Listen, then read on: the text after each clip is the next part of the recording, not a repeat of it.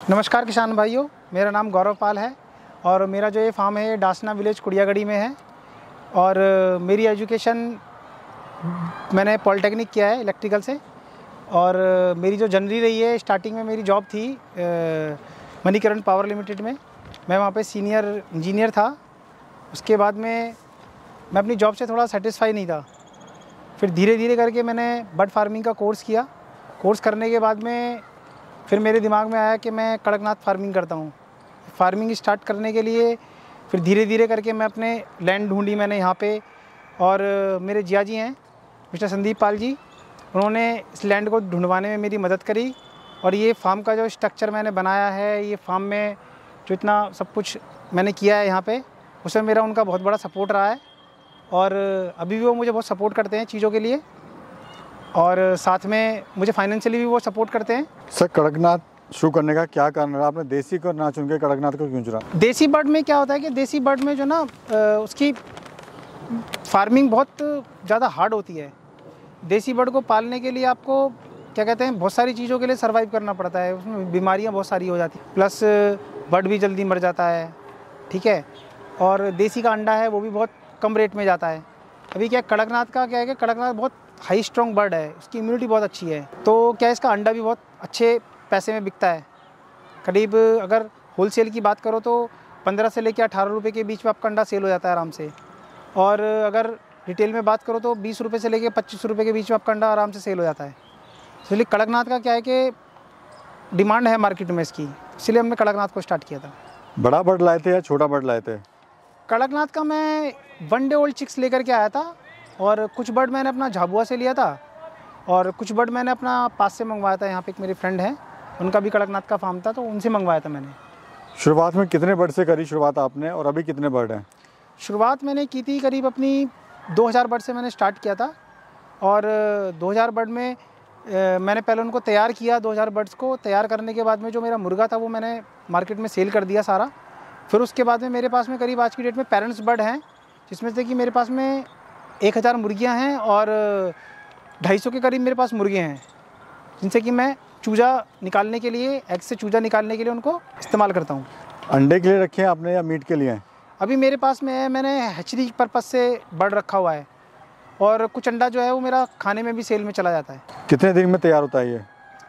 तैयार मानो bird 6 month के करीब में बर्ड को तैयार होने में लग जाता है, और 8 महीने के समथिंग में, 7.5-8 महीने के समथिंग में मुर्गी अंडे पे आ जाती है। अंडा देना कब शुरू करता है, कब तक देता है? मैंने अभी आपको बताया कि अंडा देना स्टार्ट करता है बट 7.5 महीने से स्टार्ट करता है, और करीब ये 1.5 साल तक, 2 साल तक ये अंडा देता है। एक मुर्गे या मुर्गी की बात करें, लाइफ कितनी होती है और अपनी लाइफ में कितना अंडा देता है? मुर्गी या मुर्गे की बात करें तो एक लाइफ में मुर्गी अंडा देती है करीब, अपनी लाइफ में वो आपको 5000 रुपये के करीब में अंडा दे के चली जाती है अपनी फुल लाइफ में, 2 साल के अंदर अंदर। सर, शुरुआत में काफ़ी दिक्कत आई होगी आपको मार्केटिंग बनाने में, तो मार्केट आपने कैसे बनाई अपनी? मार्केट मैंने अपनी खुद से जा कर के बनाई थी। मार्केट में गया था, जिम्स में, स्पोर्ट्स क्लब में, और कुछ वेंडर्स थे उनके पास में गया था, सबके पास में जा कर के मैंने खुद से बात की थी, तब मेरी मार्केट बनी थी। अंडा बेचने में ज़्यादा प्रॉफिट होता है या मुर्गा बेचने में? दोनों में अच्छा प्रॉफिट है, दोनों में। अब डिपेंड करता है कि आप मुर्गे को किस तरीके से तैयार कर रहे हैं। फीड पे तैयार करोगे तो आपको कम प्रॉफिट होगा, लो फीड पे तैयार करोगे तो आपको अच्छा प्रॉफिट होगा। जब आपने इस फार्म की शुरुआत करी थी तो समस्याएं आपको इसमें क्या क्या आई थी? फार्म में समस्या बस मेरे को यही आई थी स्टार्टिंग में। मेरे को क्या कहते हैं, जो मेरे फार्म पे रहने वाला बंदा है, मेरे को अच्छा नहीं मिल पाया था, बस उसी से ही रिलेटेड मेरे को दिक्कतें आई थी। वहीं से मेरा बर्ड भी मरा था थोड़ा सा। तो यहाँ पे जो आपकी लैंड है, ये रेंटेड है, खुद की है? ये लैंड मेरी रेंटेड है। कितना रेंट दे रहे हैं सर? इसका दे रहे हैं करीब मान के चलो साल का मैं देता हूँ इसका 80 के समथिंग। और दाने में इनको क्या खिला रहे हैं आप? मैं इनको दाने में भी कंपनी का फीड खिला रहा हूँ, प्लस साथ में आपका ये मार्केट से मैं जो फूड लेकर के आता हूँ वो भी देता हूँ, प्लस साथ में हैचरी जो ये क्या कहते हैं सब्जी मंडी वगैरह होती है, वहाँ से भी मैं इनको फूड ला करके देता हूँ। पर बर्ड की बात करें तो सर कॉस्ट क्या आती है पर बर्ड को तैयार होने में? एक बर्ड को तैयार करने में अगर मान के चलो क्या कहते हैं आपकी 230, 240, 50 की समथिंग में कॉस्ट आती है तैयार करने में। फीड के अलावा क्या क्या आप इनको खिला सकते हैं? फीड के अलावा आप इसको कुछ भी खिला सकते हैं। आप हरी सब्जियां, पालक, मेथी, सब चीज़ खाती है ये। प्रॉफिट की बात करें, कितना प्रॉफिट ले रहे हैं सर अभी आप इससे? साल का अर्निंग हो जाता है करीब मेरा 60 से 70 हज़ार रुपये गर्मियों के टाइम में मान लो, और एक से ऊपर 1 से 1.20 के समथिंग मेरा सर्दियों में मान लो। लेबर की कितनी आवश्यकता पड़ती है आपको? एक लेबर की ज़रूरत बहुत है, बस एक लेबर बहुत है अपनी फार्म पे रखने के लिए। अगर बीमारियों की बात करें तो क्या क्या बीमारी इसमें आती हैं? बीमारियां इसमें एक तो कनोजिया की बीमारी होती है जो मुर्गियों की आँख में होती है, उससे आपको बचना है। फार्म में गंदगी नहीं होने देनी है, जितनी फार्म में गंदगी रहेगी उतनी ज़्यादा बीमारी आएंगी तुम्हारे फार्म में। सर कड़कनाथ फार्म बंद क्यों जाता है? इतना अच्छा इसका रेट पे अंडा जाता है, इतना अच्छा रेट पे इनका मुर्गा जाता है। लोगों में अवेयरनेस नहीं है, बस कड़कनाथ के लिए अवेयरनेस ज़्यादा हो जाएगी तो क्या कहते हैं, कड़कनाथ की डिमांड भी अच्छी रहेगी। फिर जिन लोगों को पता है कड़कनाथ के बारे में तो वो तो अपना सेल कर रहे हैं, कड़कनाथ खा रहे हैं, सेल भी कर रहे हैं। इसकी थोड़ा इम्यूनिटी पावर के बारे में बताइए सर। इसका इम्यूनिटी और बर्ड से अच्छा है काफ़ी। इसको अगर हार्ट पेशेंट वगैरह खाते हैं तो उसके लिए और भी अच्छी है, उनके लिए तो समझ लो एक तरीके से वरदान है। हार्ट पेशेंट के लिए, शुगर पेशेंट के लिए जो इसका एग और इसका जो मीट है वो वरदान की तरह है। सर चूजे की बात करें तो किस रेट का चूजा आप देते हैं? मेरे यहाँ पे 35 रुपीज़ का चूजा है। जब भी कोई चूजा खरीदता है तो किन किन बातों का ध्यान रखे? उसको इन बातों का ध्यान रखना चाहिए कि उनका चूजा वैक्सीनेशन करके आया है या नहीं आया है, वैक्सीनेशन करना चाहिए चूजे का टाइम से, बस इन सब बातों का उसको ध्यान रखना चाहिए। वैक्सीनेशन कब कब करी जाती है, कौन कौन सी करी जाती है? एक तो लसोटा की वैक्सीन होती है, एक गंभारू की वैक्सीन होती है, एक IBD की वैक्सीन होती है। ये 3 वैक्सीन इनकी चलती हैं। अगर कोई कड़कनाथ फार्म स्टार्ट करना चाह रहा है तो सबसे बेस्ट मौसम कौन सा होता है for earning purpose? Earning purpose से कड़कनाथ को स्टार्ट करने के लिए आपको मार्च से लेकर के मई के बीच में अपना चूजा डाल लेना चाहिए। अगर किसी के पास क्यों डाल लेना चाहिए? वो ये मौसम बहुत ज़्यादा अच्छा है।